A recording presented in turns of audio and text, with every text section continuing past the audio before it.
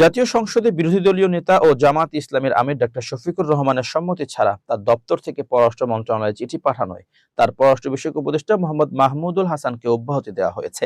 মঙ্গলবার দলটির সেক্রেটারি মিয়া গোলাম পরওয়ার এক বিবৃতিতে বিষয়টি পরিষ্কার করেন। মোহাম্মদ মাহমুদুল হাসানের পরিবর্তে জামাত আমিরের পররাষ্ট্র বিষয়ক উপদেষ্টা হিসেবে সংসদ সদস্য ব্যারিস্টার মীর আহমদ বিন কাসেম আরমানকে নিয়োগ দেওয়া হয়েছে। বিবৃতিতে জামাত জানায়, গণমাধ্যমে প্রকাশিত প্রতিবেদনে যে ঘটনার উল্লেখ করা হয়েছে সেটি মূলত প্রায় 2 সপ্তাহ আগের। সে সময় অধ্যাপক মোহাম্মদ মাহমুদুল হাসান জামাত আমিরের পররাষ্ট্র বিষয়ক উপদেষ্টা হিসেবে দায়িত্ব পালন করছিলেন।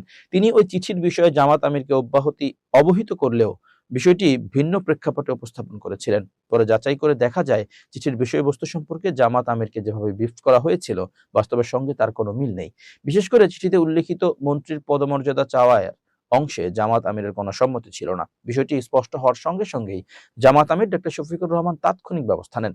অধ্যাপক মাহমুদুল হাসানকে ওই দায়িত্ব থেকে অব্যাহতি দেওয়া হয়। তার জায়গায় ঢাকা 14 আসনের সংসদ সদস্য ব্যারিস্টার মীর আহমদ বিন কাসেম আরমানকে বিরোধী দলীয় নেতার নতুন পররাষ্ট্র বিষয়ক উপদেষ্টা হিসেবে নিয়োগ দেওয়া হয়েছে।